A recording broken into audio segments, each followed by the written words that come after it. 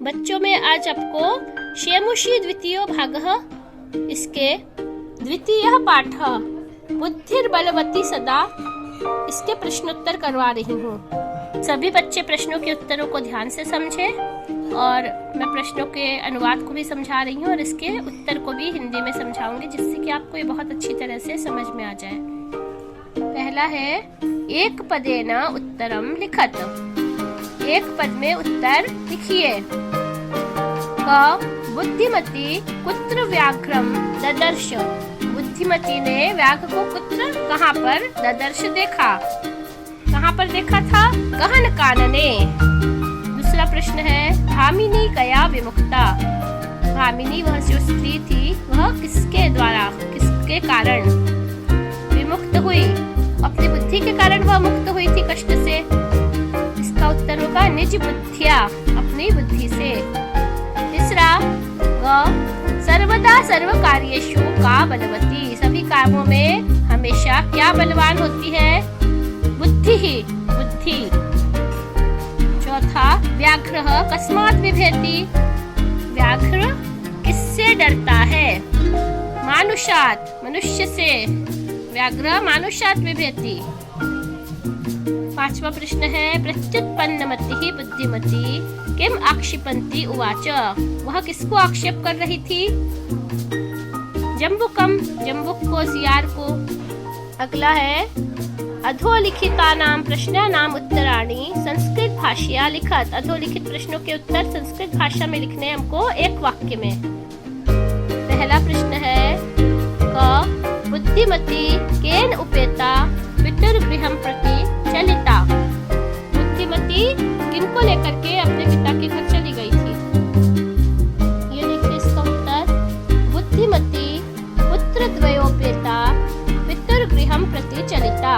पहले प्रश्न का उत्तर है पहले पैराग्राफ में। दूसरा प्रश्न है व्याघ्रः किम विचार्य पलायितः। व्याघ्र क्या सोच करके भाग गया? ये है इसका उत्तर व्याघ्रमारी काचित् इयम् इति मत्वा व्याघ्रो भयाकुलचित्तो नष्टः। प्रश्न जैसा पूछा गया हम वैसे ही लिखेंगे। इयम् काचित् व्याघ्रमारी इति मत्वा व्याघ्रः। मत्वा की जगह प्रश्न में विचारी है तो हम विचारी लिखेंगे। इति विचार्य व्याघ्रः भयाकुलचित्तो पलायितः। प्रश्न 3 लोके महतो भयात् कः मुच्यते। बहुत बड़े भय से कौन व्यक्ति मुक्त हो जाता है? इस श्लोक में देखिए उत्तर है बुद्धिमान लोके मुच्यते महतो भयात्। लोके महतो भयात् बुद्धिमान मुच्यते। अगला प्रश्न जम्बुकः किं वदन् व्याघ्रस्य उपहासं करोति। जम्बुकः श्रीगालः सियार। सियार क्या बोलते हुए व्याघ्र का उपहास मजाक करता है? ये देखिए इसमें उत्तर भवान कुतः भयात् पलायितः। ये मजाक कर रहा है तो उत्तर लिखेंगे भवान कुतः भयात् पलायितः इति वदन् जम्बुकः व्याघ्रस्य उपहासं करोति। आप डर से कहाँ भाग रहे हैं? ऐसा कहते हुए जम्बुक व्याघ्र का उपहास करता है। बुद्धिमती श्रीगालम किम उक्तवती। बुद्धिमती ने श्रीगाल से क्या कहा? ये रे रे धूर्त त्वया दत्तम ये श्लोक है, इसका अन्वय लिखेंगे हम। अरे अरे धूर्त त्वया मह्यं पुरा व्याघ्रत्रयं दत्तम् इति विश्वास्य अद्य एकम् आनीय कथं यासि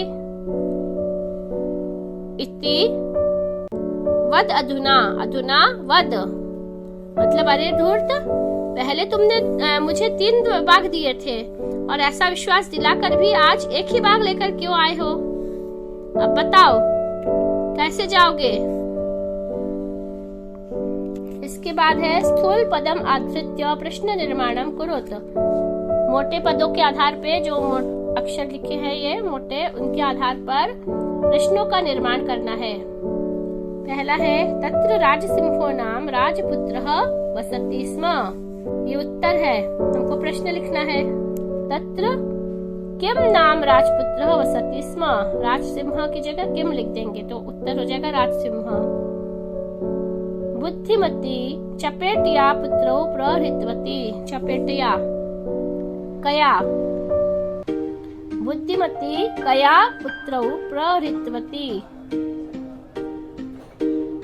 व्याघ्रं दृष्ट्वा धूर्तः शृगालः अवदत्। व्याघ्रम है कम, प्रश्न में जो विभक्ति और वचन है वही हम उत्तर में लिखेंगे और उत्तर में जो विभक्ति वचन है वही प्रश्न में आएगी। व्याघ्रम है कम दृष्ट्वा धूर्तः शृगालः अवदत्। फिर है त्वं मानुषात् बिभेति, मानुषात् तस्मात्, पंचमी विभक्ति है।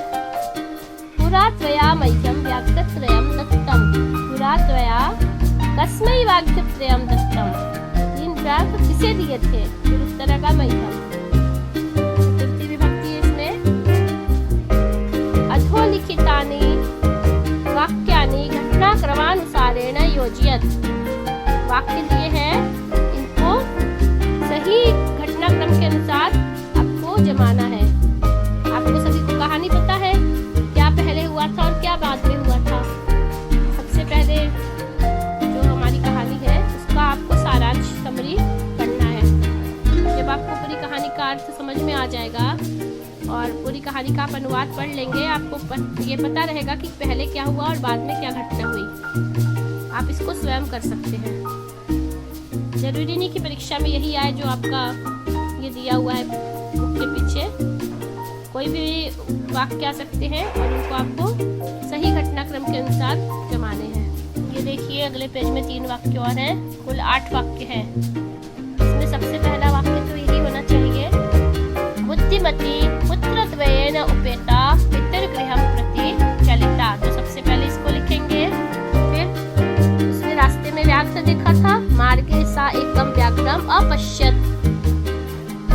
व्याघ्र को देख करके उसने क्या किया, बच्चों को पीटना शुरू कर दिया।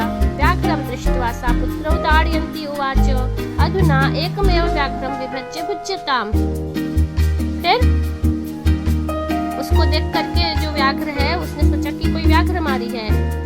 व्याघ्र मारी इयम् इति मत्वा पलायितः। फिर उसको देख करके जो शिकार है बोलता है चलो वापस। तो फिर जम्बुक कृतोत्साह व्याघ्रः पुनः काननम् आगच्छत्, फिर से वापस आया। प्रत्युत्पन्नमतिः सः शृगालम् आक्षिपन्ती उवाच। जब वापस आया तो वह शृगाल को आक्षेप करते हुए बोलने लगी, त्वं व्याघ्रत्रयम् आनेतुं प्रतिज्ञाय एकमेव आनीतवान्। तुमने 3 व्याघ्र को लाने की प्रतिज्ञा की थी और एक को ही लाया है। इतना सुनना था कि वो व्याघ्र फिर से भाग गया। गलबद्ध शृगाल का व्याघ्र पुनः पलायित, गले में शृगाल को बांधा हुआ व्याघ्र फिर से भाग गया। इसके बाद 5वें प्रश्न है, संधिम संधि विच्छेदम वा कुरुत। या तो आपको संधि करनी है या संधि का विच्छेद करना है। यहाँ पे आपको संधि करनी है। पहला है पितृगृहम, विसर्ग को र हो गया है, पितुः गृहम विसर्ग संधि है। एकैकः, एक एकः, अ के बाद में ए आया है, वृद्धि स्वर संधि है, आई हो गया है। अन्यः अपि, वृत्तवत्व गुण और पूर्व रूप है। इसमें सबसे पहले विसर्ग संधि है। यहाँ संधि का नाम लिखने को आएगा तो आपको विसर्ग संधि लिखना है। इति उक्त्वा, ई को य हो गया है। इत्युक्त्वा यण संधि, यत्र आस्ते अ और आ दोनों समान स्वर है। आ हो गया, दोनों का दीर्घ हो गया, दीर्घ स्वर संधि यत्रास्ते। अधोलिखितानाम पदानाम अर्थ कोष्ठकाचित्वा लिखत। जो पद है इनका अर्थ लिखा हुआ, इन दोनों में से एक सही अर्थ है, इसमें से सही अर्थ को लिखना है। ददर्श देखा, दृष्टवान। जब कहा, अकथयत, ययौ, चला गया, गतवान, अत्तुम, खाने के लिए, खादितुम, मुच्यते, मुक्त हो गया, मुक्तो भवति, ईक्षते, देखना, पश्यति, देखता है। इसके बाद है पाठा चित्वा पर्याय पदम लिखत। पाठ से छाट करके पर्यायवाची शब्द लिखने हैं। वनम, वनम का पर्यायवाची होगा, पाठ में लिखा हुआ है काननम, श्रीगालः, जम्बुकः। इसी पाठ में जो शब्द आए हैं उन्हीं को लिखना है। शीघ्रम, सत्वरम, तूर्णम, पत्नी, भार्या, गच्छसि, यासि। इसके बाद है पाठा चित्वा विपरीतार्थकम पदम लिखत। विपरीत शब्दों को, पदों को लिखना है। प्रथमः, द्वितीयः, उक्त्वा, उक्त्वा मतलब बोल करके, श्रुत्वा, सुन करके,